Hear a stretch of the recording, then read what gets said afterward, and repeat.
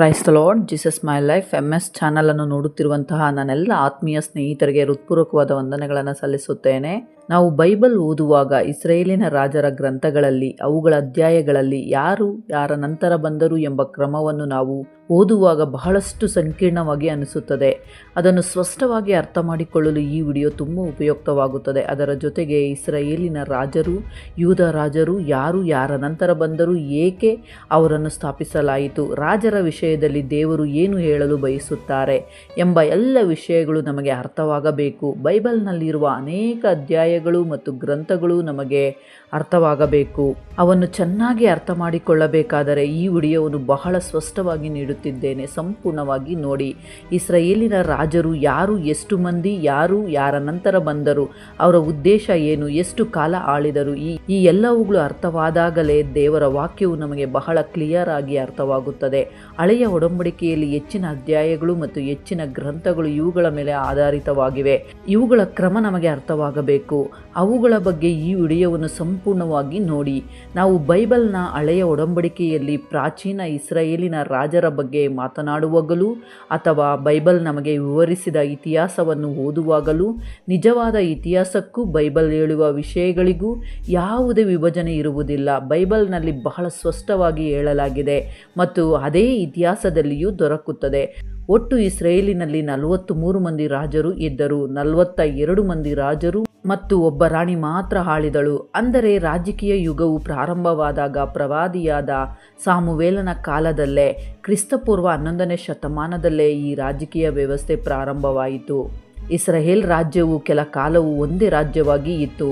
ನಂತರ ಅದು 2 ರಾಜ್ಯಗಳಾಗಿ ವಿಭಜಿಸಲ್ಪಟ್ಟಿತು. ಇಸ್ರಾಯೇಲ್ ರಾಜ್ಯ ಮತ್ತು ಯೂದ ರಾಜ್ಯವೆಂದು ಬೇರ್ಪಟ್ಟಾಗ ಪ್ರತಿಯೊಂದು ರಾಜ್ಯವು ಜಯ ಸಾಧಿಸುವವರೆಗೂ 2 ರಾಜ್ಯಗಳಿಗೆ ಸಂಬಂಧಿಸಿದ ರಾಜ್ಯವಂಶಗಳು ಸಮಾಂತರವಾಗಿ ಮುಂದುವರಿಯುತ್ತಾ ಬಂದವು. ಇಸ್ರಾಯೇಲಿನ ರಾಜರ ಕುರಿತು ಅವರ ಇತಿಹಾಸವನ್ನು ಬೈಬಲ್ ನಮಗೆ ಸ್ಪಷ್ಟವಾಗಿ ನೀಡಿದರೂ ಕೆಲವರು ಸಂಕ್ಷಿಪ್ತವಾಗಿ ಉಲ್ಲೇಖಿಸಲ್ಪಟ್ಟಿದ್ದಾರೆ, ಕೆಲವರು ಹೆಚ್ಚಿನ ವಿವರಗಳೊಂದಿಗೆ ಉಲ್ಲೇಖಿಸಲ್ಪಟ್ಟಿದ್ದಾರೆ. ಆದರೆ ಪ್ರತಿ ಸಾರಿ ರಾಜನು ತನ್ನ ಜನರಿಗೆ ಸಹಾಯ ಮಾಡಿದನಾ ಅಥವಾ ಅವರನ್ನು ಹಿಂಸಿಸಿದನಾ ಎಂಬುದನ್ನು ಬೈಬಲ್ ನಮಗೆ ಸ್ಪಷ್ಟವಾಗಿ ತಿಳಿಸಲು ಬರೆಯಲಾಗಿದೆ. ಹಾಗೆಯೇ ಅವನು ದೇವರಿಗೆ ಹತ್ತಿರವಾಗಿದ್ದನಾ ಅಥವಾ ದೂರವಾಗಿದ್ದನಾ, ವಿಧೇಯನಾಗಿದ್ದನಾ ಅಥವಾ ದೇವರಿಂದ ದೂರ ಹೋಗಿದ್ದನಾ ಎಂಬುದನ್ನು ಈ ರಾಜರ ಜೀವನದಲ್ಲಿ ನಾವು ನೋಡುತ್ತೇವೆ. ಅಸಲಿಗೆ ಇಸ್ರಾಯೇಲಿನ ರಾಜರು ಏಕೆ ಬಂದರು ಎಂದರೆ, ದೇವರ ಆಡಳಿತ ಆರಂಭವಾದ ನಂತರ, ದೇವರ ರಾಜ್ಯವು ಜಗತ್ತಿನೆಲ್ಲೆಡೆ ವಿಸ್ತರಿಸಿದ ನಂತರ, ಪ್ರವಾದಿಗಳ ಮೂಲಕ ದೇವರು ಆರಿಸಿದ ನಾಯಕರಿಂದ ಜನರನ್ನು ನಡೆಸಿದ ನಂತರ, ನ್ಯಾಯಾಧಿಪತಿಗಳನ್ನು ನೇಮಿಸಿ ಅವರ ಮೂಲಕ ಕೆಲವು ಕಾಲ ಜನರನ್ನು ಆಳಿದ ನಂತರ, ಪ್ರವಾದಿಯಾದ ಸಾಮುವೇಲನ ಕಾಲದಲ್ಲಿ ಇಸ್ರಾಯೇಲಿನ ಜನರಿಗೆ ರಾಜನು ಬೇಕೆಂದು ದೇವರನ್ನು ಬೇಡಿಕೊಂಡರು. ತಮ್ಮ ಸುತ್ತಲಿನ ರಾಜ್ಯಗಳಂತೆಯೇ ಇತರ ಜನಗಳಂತೆಯೇ ಇರಬೇಕು ಎಂದು ಅವರು ಬಯಸಿದರು. ಇನ್ನೊಂದು ಕಾರಣವೇನೆಂದರೆ, ಆ ಸಮಯದಲ್ಲಿ ಇಸ್ರಾಯೇಲನ್ನು ನಡೆಸುತ್ತಿದ್ದ ಅನೇಕ ನ್ಯಾಯಾಧಿಪತಿಗಳು ಭ್ರಷ್ಟರಾಗಿಯೂ ದೇವರಿಂದ ದೂರವಾಗಿಯೂ ಕಾಣಿಸಿಕೊಂಡರು. ಸಾಮುವೇಲನ ಪುತ್ರರು ನ್ಯಾಯಾಧಿಪತಿಗಳಾಗಿ ಆಯ್ಕೆಯಾಗಬೇಕಾದವರು ಆಗಿದ್ದರೂ ದುರದೃಷ್ಟವಶಾತ್ ಅವರು ಕೂಡ ಇದಕ್ಕೆ ಭಿನ್ನರಾಗಿರಲಿಲ್ಲ. ಅವರು ಕೂಡ ಭ್ರಷ್ಟರಾಗಿಯೂ ಲೋಭಿಗಳಾಗಿಯೂ ಇದ್ದರು. ಅದಕ್ಕಾಗಿಯೇ ದೇವರನ್ನು ರಾಜನನ್ನು ನೀಡುವಂತೆ, ರಾಜ್ಯ ವ್ಯವಸ್ಥೆ ನೀಡುವಂತೆ ಬೇಡಿಕೊಂಡರು. ಆದರೆ ಇಸ್ರಾಯೇಲ್ ಭೂಮಿಯ ಮೇಲೆ ಇರುವ ಇತರ ರಾಜಕೀಯ ರಾಜ್ಯಗಳಂತೆ ಅಲ್ಲದೆ ದೇವರೇ ಉತ್ತರ ನೀಡುವ ದೈವಿಕ ಆಡಳಿತ ರಾಜ್ಯವಾಗಿರಬೇಕು ಎಂದು ದೇವರು ಉದ್ದೇಶಿಸಿದನು. ಆದರೆ ಜನರು ಇನ್ನೂ ಹೆಚ್ಚು ಬೇಡಿದರು. ಅವರಿಗೆ ಪ್ರವಾದಿಗಳು ಸಾಕಾಗಲಿಲ್ಲ, ನ್ಯಾಯಾಧಿಪತಿಗಳು ಸಾಕಾಗಲಿಲ್ಲ, ಅವರಿಗೆ ಇದು ಸಾಕಾಗಲಿಲ್ಲ. ಅವರು ಶಕ್ತಿಶಾಲಿಗಳಂತೆ ಕಾಣಬೇಕು ಎಂದು ಬಯಸಿದರು. ಅದಕ್ಕಾಗಿಯೇ ದೇವರು ಅವರ ಮನವಿಯನ್ನು ಕೇಳಿ ಅದು ಆದರ್ಶವಲ್ಲದಿದ್ದರೂ ಸಹ ಅನುಮತಿಸಿದರು. ರಾಜನಿರುವುದು ಎಂದರೇನು, ರಾಜಕೀಯ ಆಡಳಿತ ಎಂದರೇನು ಎಂಬುದನ್ನು ಅವರು ಸ್ವಂತ ಅನುಭವಿಸಿ ತಿಳಿದುಕೊಳ್ಳುತ್ತಾರೆ, ಅನುಭವದ ಮೂಲಕ ಕಲಿಯುತ್ತಾರೆ ಎಂದು ಹೇಳಿ ದೇವರು ಅವರ ಪ್ರಾರ್ಥನೆ ಮತ್ತು ಬೇಡಿಕೆಯನ್ನು ಅಂಗೀಕರಿಸಿ ಅವರ ಇಚ್ಛೆಯಂತೆ ರಾಜಕೀಯ ಆಡಳಿತವನ್ನು ನೀಡಿದರು. ರಾಜನನ್ನು, ರಾಜ್ಯಾಧಿಕಾರವನ್ನು ದೇವರೇ ಸ್ಥಾಪಿಸಿದರು. ಅಸಲಿಗೆ ಇಸ್ರಾಯೇಲಿನ ರಾಜರು ಯಾರು ಎಂದರೆ, ಇಸ್ರಾಯೇಲ್ ರಾಜ್ಯದ ಆಡಳಿತಗಾರರು ಮತ್ತು ಯೂದ ರಾಜ್ಯದ ಆಡಳಿತಗಾರರು, 42 ಮಂದಿ ರಾಜರು ಮತ್ತು ಒಬ್ಬ ರಾಣಿ, ಒಟ್ಟು 43 ಮಂದಿ ಇರುವಂತಹ ಒಂದು ಸಮೂಹವು ಸುಮಾರು ಕ್ರಿಸ್ತಪೂರ್ವ 1552ರಿಂದ ಕ್ರಿಸ್ತಪೂರ್ವ 1586ರವರೆಗೂ ವರ್ಷಗಳವರೆಗೂ ಕೂಡ ಪರಿಪಾಲಿಸಿದವರು. ಅವರು ಬಹುಮಂದಿ ಬಲವಾದ ನಾಯಕತ್ವವನ್ನು, ಬಲವಾದ ಸೇನೆಯನ್ನು, ಬಲವಾದ ಹೆಸರು ಮತ್ತು ಪ್ರತಿಷ್ಠೆಯನ್ನು ಎಲ್ಲವನ್ನು ಹೊಂದಿದ್ದರು. ಎಲ್ಲ ಬಲಗಳು ಇದ್ದರೂ ಸಹ ಅವರು ಮಾನವರೇ. ಈ ರಾಜರಲ್ಲಿ ಬಹುಮಂದಿ ದುರಾಸೆಗಳಿಗೆ ಒಳಗಾದವರು, ಲೋಭಗಳಿಗೆ ಒಳಗಾದವರು, ದುರ್ಬಲತೆಗಳಿಗೆ ಒಳಗಾದವರು, ಒಳ್ಳೆಯವರೂ ಇದ್ದರು, ಕೆಟ್ಟವರೂ ಇದ್ದರು, ದೇವರಿಂದ ಸಂಪೂರ್ಣವಾಗಿ ದೂರವಾದವರು ಕೂಡ ಇದ್ದರು, ಸಂಪೂರ್ಣವಾಗಿ ವಿಗ್ರಹ ಆರಾಧನೆ ಮತ್ತು ಗೊಂದಲಕ್ಕೆ ಜನರನ್ನು ನಡೆಸಿದವರು ಕೂಡ ಇದ್ದರು. ಅಸಲಿಗೆ ಅವರು ಯಾರು?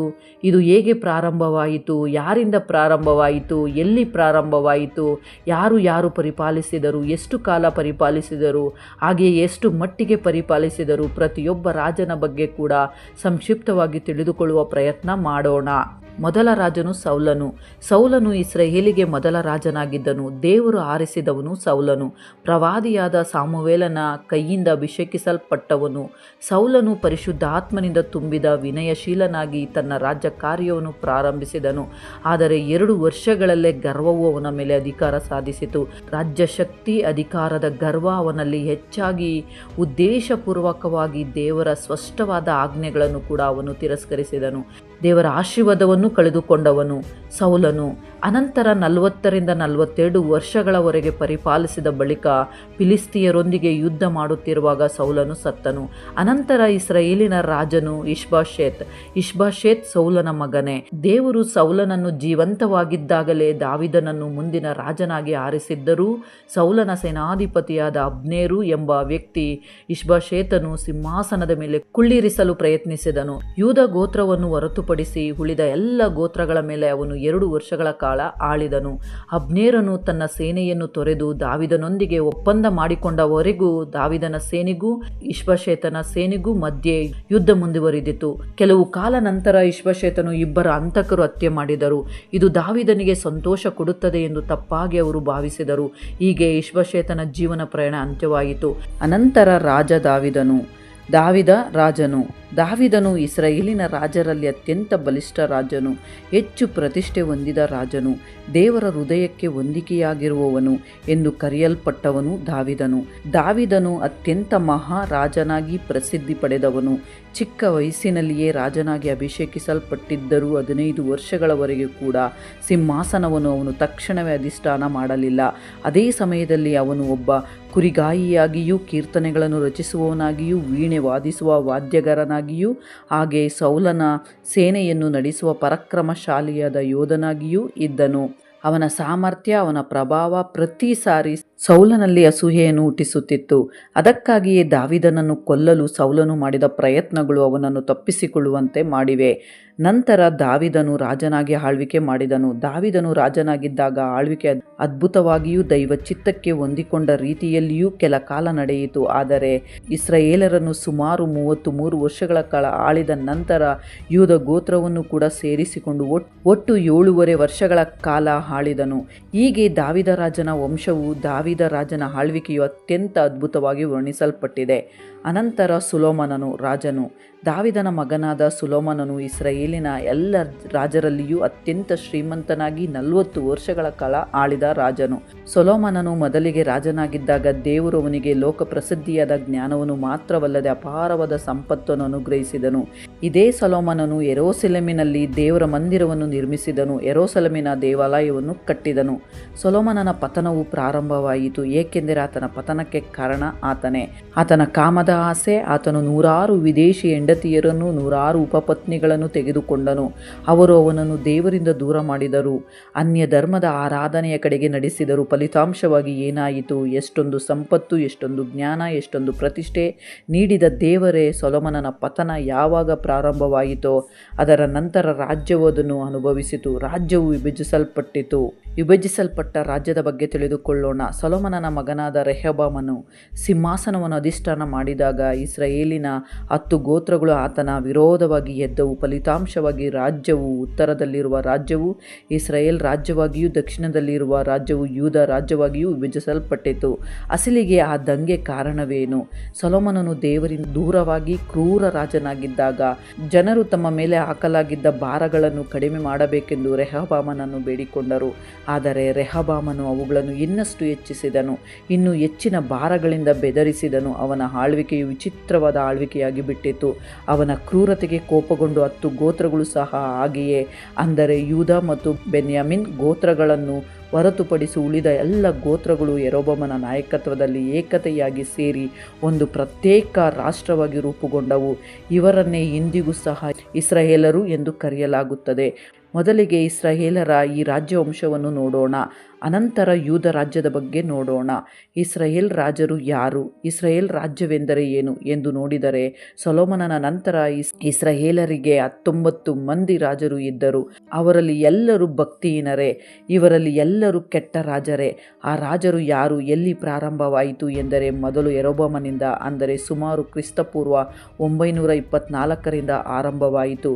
ಓಶಿಯವರೆಗೂ ಅವರ ಆಳ್ವಿಕೆ ಮುಂದುವರಿಯುತ್ತದೆ. ಓಶಿಯನ ಆಳ್ವಿಕೆಯಲ್ಲಿಯೇ ಅಶ್ಶೂರ್ಯರು ಇಸ್ರಾಯೇಲರನ್ನು ಸೋಲಿಸಿ ಬಂಧಿಸಿ ಆ ದೇಶವನ್ನು ಸಂಪೂರ್ಣವಾಗಿ ಅಂತ್ಯಗೊಳಿಸಿದರು. ಅಲ್ಲಿ ಇಸ್ರಾಯೇಲ್ ರಾಜ್ಯವು ಸಂಪೂರ್ಣವಾಗಿ ನಾಶವಾಯಿತು. ಹೀಗೆ 19 ಮಂದಿ ರಾಜರು ಇದ್ದರು. ಮೊದಲ ರಾಜನು ಯಾರು ಎಂದರೆ ಮೊದಲ ಯಾರೊಬ್ಬಾಮನು. ದೇವರು ಯಾರೊಬ್ಬಾಮನಿಗೆ ರಾಜ್ಯವನ್ನು ವಾಗ್ದಾನ ಮಾಡುತ್ತಾನೆ. ವಾಗ್ದಾನ ಮಾಡಿದರೂ ಸಹ ಯಾರೊಬ್ಬಾಮನು ದೇವರಿಂದ ದೂರವಾಗುತ್ತಾನೆ. ಯಾರೊಬ್ಬಾಮನು 22 ವರ್ಷಗಳ ಕಾಲ ಆಳ್ವಿಕೆ ಮಾಡುತ್ತಾನೆ. ಆ 22 ವರ್ಷಗಳಲ್ಲಿಯೂ ದುಷ್ಟ ಪ್ರಭಾವವನ್ನು ಪ್ರಾರಂಭಿಸುತ್ತಾನೆ. ಇಸ್ರಾಯೇಲಿನ ಜನರು ಯೂದದಲ್ಲಿರುವ ದೇವರ ಮಂದಿರಕ್ಕೆ, ಯೆರೂಸಲೇಮಿನ ದೇವಾಲಯಕ್ಕೆ ಹೋಗಿ ಪ್ರಾರ್ಥನೆ ಮಾಡದೆ, ಬಲಿಗಳನ್ನು ಅರ್ಪಿಸದೇ ಇರಲು ತನ್ನ ರಾಜ್ಯದ ಉತ್ತರ ಹಾಗೂ ದಕ್ಷಿಣ ಭಾಗಗಳಲ್ಲಿ ಬಂಗಾರದ ಕರುಗಳನ್ನು ಸ್ಥಾಪಿಸುತ್ತಾನೆ. ಅನ್ಯ ಧರ್ಮದ ಆರಾಧನೆಗೂ ದೇವರ ಆರಾಧನೆಗೂ ಮಿಶ್ರಣ ಮಾಡಿ ಜನರನ್ನು ಬಹಳ ಗೊಂದಲಕ್ಕೆ ಕಾರಣವಾಗುವಂತಹ ಪರಿಸ್ಥಿತಿಯನ್ನು ಸೃಷ್ಟಿಸುತ್ತಾನೆ. ಇಂತಹ ಕಾರ್ಯವನ್ನು ಯಾರೊಬ್ಬಾಮನು ನಿರ್ಮಾಣ ಮಾಡುತ್ತಾನೆ. ಅನಂತರ ರಾಜ ನಾದಾಬು ಯಾರೊಬ್ಬಾಮನ ಮಗನೇ. ನಾದಾಬು ಮತ್ತು ಆತನ ತಂದೆಯಾದ ಯಾರೊಬ್ಬಾಮನು ಇಬ್ಬರು ಒಂದೇ ಹೆಜ್ಜೆ ಗುರುತುಗಳನ್ನು ಅನುಸರಿಸಿದವರು. ಈ ನಾದಾಬನು ಯಾರೊಬ್ಬಾಮನ ವಂಶಸ್ಥನಾದ ಬಾಷಾ ಎಂಬ ವ್ಯಕ್ತಿಯ ಕೈಯಿಂದ ಹತ್ಯೆಗೊಳ್ಳುತ್ತಾನೆ. ನಾದಾಬು ಕೇವಲ 2 ವರ್ಷಗಳ ಕಾಲ ಮಾತ್ರ ರಾಜಕೀಯ ಆಳ್ವಿಕೆ ನಡೆಸುತ್ತಾನೆ. ಅದರ ನಂತರ ರಾಜ ಬಾಷಾನು ಬಲವಂತವಾಗಿ ಸಿಂಹಾಸನವನ್ನು ಕಬಳಿಸಿಕೊಂಡು 24 ವರ್ಷಗಳ ಕಾಲ ಆಳ್ವಿಕೆ ಮಾಡುತ್ತಾನೆ. ಬಾಷಾನು ಯಾರೊಬ್ಬಾಮನ ಕುಟುಂಬವನ್ನು ಹತ್ಯೆ ಮಾಡಿದ ನಂತರ ಪ್ರವಾದಿಯಾದ ಯೇಹೂ ಅವನ ಬಳಿಗೆ ಬಂದು ಅವನ ಪತನವನ್ನು ಪ್ರವಾದಿಸುತ್ತಾನೆ. ಯೇಹೂ ಎಂಬ ದೇವರ ಪ್ರವಾದಿ ಹೇಗೆ ಪ್ರವಾದಿಸಿದನೋ ಹಾಗೆಯೇ ಬಾಷಾ ಪತನ ಪ್ರಾರಂಭವಾಗುತ್ತದೆ. ರಾಜ್ಯ ಕೈತಪ್ಪಿ ಹೋಗುತ್ತದೆ. ಅದರ ನಂತರ ರಾಜ ಏಲಾನು ಬರುತ್ತಾನೆ. ಈ ಏಲ ಬಾಷನ ಮಗನೇ. ಏಲ ಕೇವಲ 2 ವರ್ಷಗಳ ಕಾಲ ಮಾತ್ರ ಆಳ್ವಿಕೆ ಮಾಡುತ್ತಾನೆ. ಅವನ ರಥಾಧಿಪತಿಯಾದ ಜಿಮ್ರಿ ಅವನನ್ನು ಹತ್ಯೆ ಮಾಡಿ ಸಿಂಹಾಸನವನ್ನು ಅಧಿಷ್ಠಾನ ಮಾಡುತ್ತಾನೆ. ಅದರ ನಂತರ ರಾಜ ಜಿಮ್ರಿ ಸಿಂಹಾಸನವನ್ನು ಪಡೆಯಲು ಏಲ ಮತ್ತು ಬಾಷಾ ಹಾಗೂ ಅವರ ಮನೆಯವರನ್ನು ಸಂಪೂರ್ಣವಾಗಿ ನಾಶ ಮಾಡುತ್ತಾನೆ. ಅವರನ್ನು ಕೊಂದು ಸಿಂಹಾಸನವನ್ನು ಅಧಿಷ್ಠಾನ ಮಾಡುತ್ತಾನೆ. ಆದರೆ ಅವನ ಆಳ್ವಿಕೆ ಬಹಳ ಸ್ವಲ್ಪ ಕಾಲದಾಗಿರುತ್ತದೆ. ಎಷ್ಟು ಎಂದರೆ ಕೇವಲ 7 ದಿನಗಳು ಮಾತ್ರ. 7 ದಿನಗಳು ಆಳ್ವಿಕೆ ಮಾಡಿದ ನಂತರ ಜಿಮ್ರಿ ಏನು ಮಾಡಿದನು ಎಂಬುದು ಜನರಿಗೆ ತಿಳಿಯುತ್ತದೆ. ಆ ಮೋಸವನ್ನು, ಆ ಕ್ರೂರತೆಯನ್ನು ಜನರು ತಿಳಿದಾಗ ಒಮ್ರಿಯನ್ನು ರಾಜನಾಗಿ ಮಾಡಿಕೊಳ್ಳುತ್ತಾರೆ. ಒಮ್ರಿ ಸೇನೆಯನ್ನು ತೆಗೆದುಕೊಂಡು ಜಿಮ್ರಿ ಇದ್ದ ತೀರ್ಸಾ ಪಟ್ಟಣವನ್ನು ಮುತ್ತಿಗೆ ಹಾಕುತ್ತಾನೆ. ನಿರಾಶೆಯಿಂದ ಜಿಮ್ರಿ ತನ್ನ ಅರಮನೆಗೆ ಬೆಂಕಿ ಹಚ್ಚಿಕೊಂಡು ಅಲ್ಲಿಯೇ ಮರಣ ಹೊಂದುತ್ತಾನೆ. ಅದರ ನಂತರ ರಾಜ ಓಮ್ರಿ ಎಂಬ ರಾಜನು ನೈತಿಕತೆಯಲ್ಲಿ ಜಿಮ್ರಿಗಿಂತ ಹೆಚ್ಚಾಗಿ ಉತ್ತಮನಾಗಿಲ್ಲ. ಆದರೂ 12 ವರ್ಷಗಳು ಆಳ್ವಿಕೆ ಮಾಡಿದನು. ಆದರೆ ಪ್ರಾರಂಭದಲ್ಲಿ ಕೆಲವು ಜನರು ಟಿಬ್ನಿ ಎಂಬ ವ್ಯಕ್ತಿಯನ್ನು ರಾಜನಾಗಿ ಮಾಡಿದಾಗ ಅವನು ಆಂತರಿಕ ಯುದ್ಧವನ್ನು ಎದುರಿಸಬೇಕಾಯಿತು.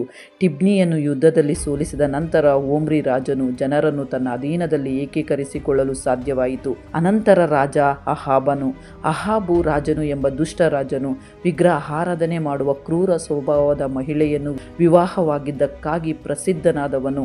ಯೆಜೆಬೆಲ್ ಎಂಬ ಹೆಸರು ಕೇಳಿದ್ದೀರಾ? ಯೆಜೆಬೆಲ್ ಬಗ್ಗೆ ಎಂದಾದರೂ ಕೇಳಿದ್ದೀರಾ, ಓದಿದ್ದೀರಾ?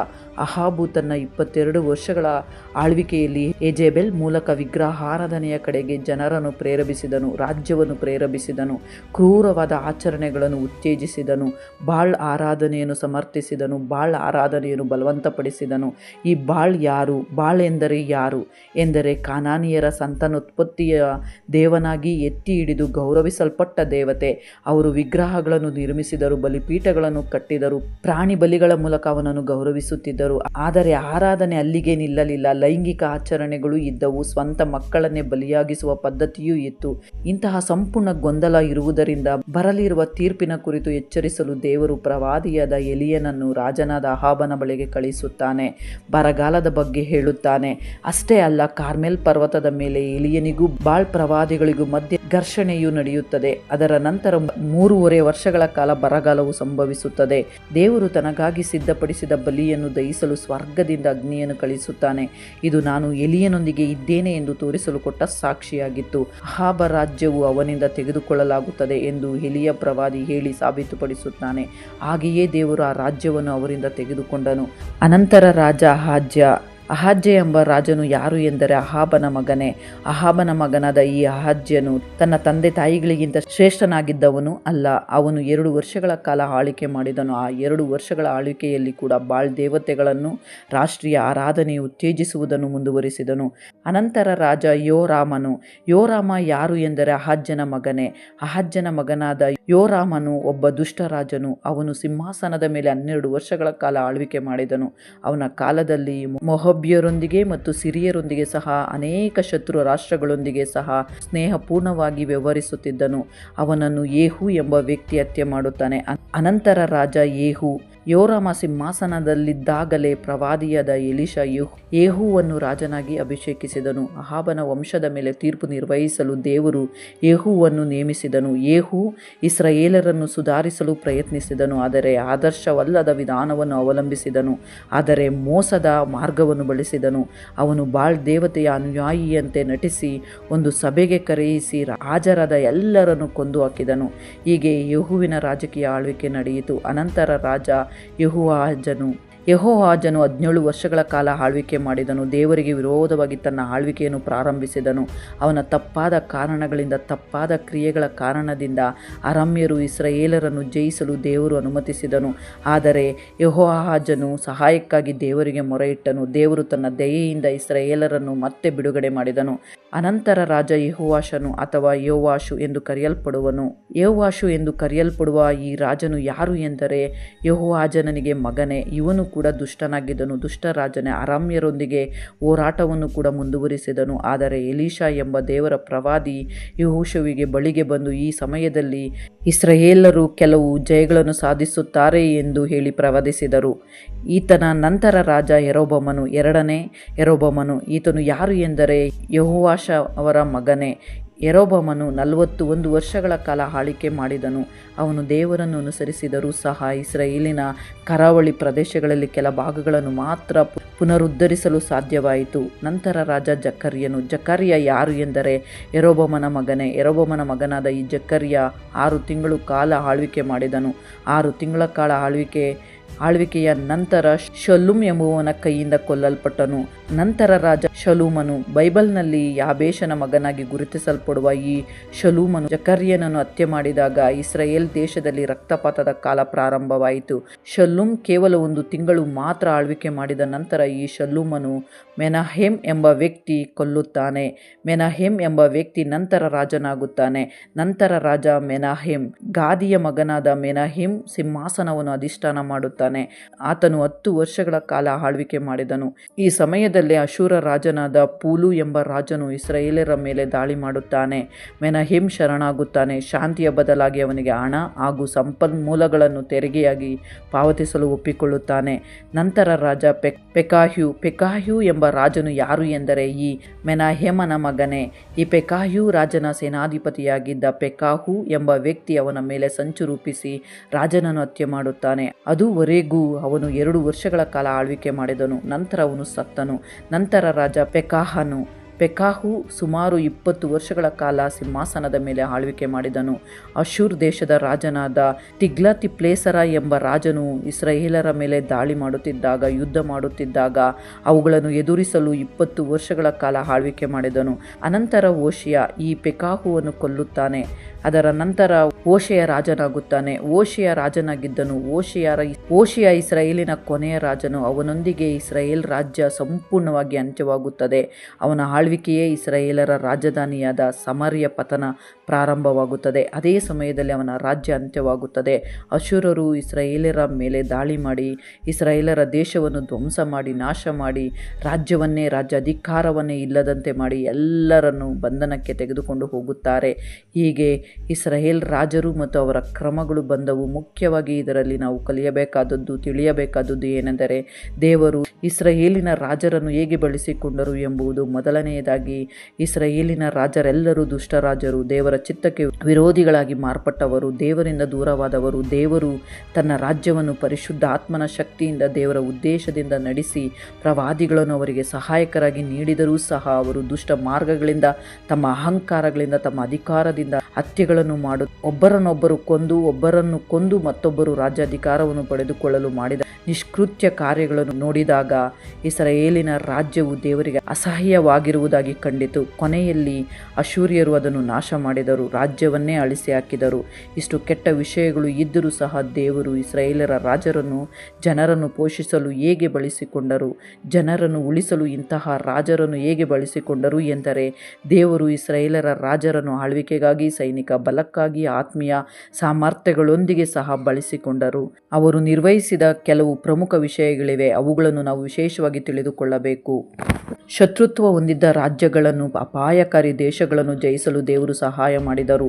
ಆ ರಾಜರು ಜಯಿಸಿದರು. ಅವರು ಜನರಿಗೆ ಶಿಸ್ತು ಪಾಲಿಸಲು ನ್ಯಾಯಾಧಿಪತಿಗಳಂತೆ ವರ್ತಿಸಲು ಸಹಾಯ ಮಾಡಿದರು, ಶಿಸ್ತು ಕಲಿಸಿದರು. ಹಾಗೆಯೇ ದೇಶವನ್ನು ಬಲಪಡಿಸಲು, ಆರ್ಥಿಕವಾಗಿ ಅಭಿವೃದ್ಧಿ ಸಾಧಿಸಲು ಸಹಾಯವಾಯಿತು. ದೇವಾಲಯವನ್ನು ಪುನರ್ನಿರ್ಮಿಸಿ ಪುನರ್ಜೀವನಗೊಳಿಸಲು ಸಹಾಯ ಮಾಡಿತು. ಜನರನ್ನು ದೇವರ ಕಡೆಗೆ ಮರಳಿ ತಿರುಗಿಸಿ ದೇಶದಲ್ಲಿ ಸುಧಾರಣೆ ತರಲು ಉಪಯೋಗವಾಯಿತು. ಯೆಹೂದ್ಯರ ನಿಜವಾದ ಪರಿಪೂರ್ಣ ರಾಜನು ದಾವಿದನ ವಂಶದಿಂದ ಬಂದು ಯೇಸು ಕ್ರಿಸ್ತನನ್ನು ಸೂಚಿಸಲು ಸಹ ಉಪಯೋಗವಾಯಿತು. ಹೀಗೆ ಇಸ್ರಾಯೇಲಿನ ರಾಜ್ಯಗಳು, ರಾಜ್ಯವಂಶಗಳು, ರಾಜರು ಕ್ರೂರರಾಗಿದ್ದರು, ದುಷ್ಟರಾಗಿದ್ದರು, ನಿಯಮ ತಪ್ಪಿದವರಾಗಿದ್ದರು, ಜನರನ್ನು ತಪ್ಪು ದಾರಿಗೆ ಪ್ರೇರೇಪಿಸಿದವರಾಗಿದ್ದರೂ ಸಹ ದೇವರ ಸಾನ್ನಿಧ್ಯ, ದೇವರ ಪ್ರವಾದಿಗಳು, ದೇವರ ಶಕ್ತಿ ಅವರ ಮಧ್ಯೆ ಇತ್ತು. ಉತ್ತಮ ಉದ್ದೇಶಗಳೊಂದಿಗೆ, ದೇವರ ಆದರ್ಶಪೂರ್ಣ ಉದ್ದೇಶಗಳೊಂದಿಗೆ ಪ್ರಾರಂಭವಾದ ಇಸ್ರಾಯೇಲಿನ ರಾಜ್ಯ ಕೊನೆಯಲ್ಲಿ ಸಂಪೂರ್ಣವಾಗಿ ರಾಜ್ಯವೇ ಇಲ್ಲದಂತೆ ವಿನಾಶದ ಕಡೆಗೆ ನಡೆಸಲ್ಪಟ್ಟಿತು. ಕ್ರಮವಾಗಿ ಒಬ್ಬರನ್ನೊಬ್ಬರು ಕೊಂದುಕೊಳ್ಳುತ್ತಾ, ಒಬ್ಬರು ರಾಜರಾಗುತ್ತಾ, ಆಡಳಿತವನ್ನೇ ಲೆಕ್ಕಿಸದೆ ನಿಯಮ ತಪ್ಪಿ ದುಷ್ಟ ಆಡಳಿತಗಾರರಾಗಿ ಉಳಿದರು. ನಿಜವಾದ ಅಸಲಿ ರಾಜನು ಹೀಗೆ ಬರುವುದಿಲ್ಲ, ಹೀಗೆ ಕೊಂದುಕೊಂಡು ಬರುವುದಿಲ್ಲ, ಹೀಗೆ ತುಳಿದುಕೊಂಡು ಬರುವುದಿಲ್ಲ, ಇಂತಹ ವಂಶದಿಂದ ಬರುವವನು ಅಲ್ಲ. ಇಸ್ರಾಯೇಲಿನ ರಾಜ್ಯ ವಂಶದಿಂದ, ಇಂತಹ ಕ್ರೂರ ಆಡಳಿತದಿಂದ ಆಳಲು ಬರುವವನು ಅಲ್ಲ. ದೇವರ ಯೋಜನೆ ವಿಭಿನ್ನವಾದದ್ದು ಎಂದು ಒಂದು ನಿರ್ದಿಷ್ಟವಾದ ದೇವರ ಯೋಜನೆಯನ್ನು ದೇವರು ತಿಳಿಸಿದರು. ಆದುದರಿಂದ ಇದು ಇಸ್ರಾಯೇಲಿನ ರಾಜರ ಇತಿಹಾಸ. ಇದು ಇಸ್ರಾಯೇಲಿನ ರಾಜ್ಯದವರ ಬಗ್ಗೆ ಮಾತ್ರ ವಿವರಿಸಲಾಗಿದೆ. ಮುಂದೆ ಯೂದ ರಾಜರು ಇದ್ದಾರೆ. ಯೂದ ರಾಜರ ವಿಷಯ ಏನು? ಯೂದ ರಾಜರು ದೇಶಕ್ಕೆ ರೆಹಬ್ಬಾಮನ ಆಳ್ವಿಕೆಯಿಂದ, ಅಂದರೆ ಕ್ರಿಸ್ತಪೂರ್ವ 924 ಕ್ರಿಸ್ತಪೂರ್ವ 586 ಬಾಬೆಲ್ ಬಂಧನಕ್ಕೆ ಹೋಗುವವರೆಗೂ ಸುಮಾರು 20 ಮಂದಿ ರಾಜರು ಇದ್ದರು. ಇಸ್ರಾಯೇಲಿನ ರಾಜರಂತೆ ಎಲ್ಲರೂ ದುಷ್ಟ ಆಡಳಿತಗಾರರಾಗಿರಲಿಲ್ಲ. ಯೂದದಲ್ಲಿ ಒಳ್ಳೆಯ ರಾಜರು ಇದ್ದರು, ದುಷ್ಟ ರಾಜರು ಇದ್ದರು. ಈ ಯೂದ ರಾಜರ ಬಗ್ಗೆ ಮುಂದಿನ ವಿಡಿಯೋದಲ್ಲಿ ನೋಡೋಣ. ಮುಂದಿನ ವಿಡಿಯೋವನ್ನು ಖಂಡಿತವಾಗಿ ನೋಡಿ. ಅದರಲ್ಲಿ ರಾಜರ ನಂತರ ನಾವು ನಿಜವಾಗಿ ಕಲಿಯಬೇಕಾದದ್ದು ಏನು, ಇಂತಹ ರಾಜರು ಏಕೆ ಇದ್ದರು ಎಂಬುದನ್ನು ತಿಳಿದುಕೊಳ್ಳಬೇಕು. ಈ ವಿಡಿಯೋಗೆ ಸಂಬಂಧಿಸಿದಂತೆ ಪಾರ್ಟ್ 2 ಮೂಲಕ ಮುಂದಿನ ವಿಡಿಯೋದಲ್ಲಿ ಯೂದ ರಾಜರ ಸಿಂಹಾಸನದ ಬಗ್ಗೆ, ಅವರ ಮೂಲಕ ದೇವರು ನಮಗೆ ಏನು ಕಲಿಸಬೇಕೆಂದು ಹೇಳುತ್ತಾರೆ, ಯಾವ ಪಾಠಗಳನ್ನು ಕಲಿಸುತ್ತಾರೆ ಎಂಬುದನ್ನು ಗಮನಿಸಬೇಕು. ಆ ವಿಡಿಯೋವನ್ನು ಖಂಡಿತವಾಗಿ ಮತ್ತೆ ನೋಡಿ. ಮುಂದಿನ ವಿಡಿಯೋದಲ್ಲಿ ಯೂದ ರಾಜರ ಇತಿಹಾಸವನ್ನು, ಇನ್ನೂ ಕೆಲ ಅಂಶಗಳು, ಇನ್ನೂ ಕೆಲವು ವಿಶೇಷತೆಗಳ ಬಗ್ಗೆ ಮಾತನಾಡೋಣ. ಈ ವಿಡಿಯೋ ನಿಮಗೆ ಇಷ್ಟವಾಗಿದ್ದರೆ ಅನೇಕರಿಗೂ ಶೇರ್ ಮಾಡಿರಿ, ಲೈಕ್ ಮಾಡಿರಿ, ಸಬ್ಸ್ಕ್ರೈಬ್ ಮಾಡಿಕೊಳ್ಳಿರಿ. ಮತ್ತೊಂದು ಅದ್ಭುತವಾದ ಅಂಶದೊಂದಿಗೆ ಮತ್ತೆ ನಿಮ್ಮ ಬಳಿಗೆ ಬರಲು ಪ್ರಯತ್ನ ಮಾಡುತ್ತೇನೆ. ಸರ್ವಶಕ್ತ ದೇವರ ಮಹಾಕೃಪೆಯು ನಿಮ್ಮೆಲ್ಲರೊಂದಿಗೆ ಸದಾ ಇದ್ದು ನಿಮ್ಮನ್ನು ಕಾಪಾಡಿ ನಡೆಸಿ ಬಲಪಡಿಸಲಿ. ಆಮೇನ್.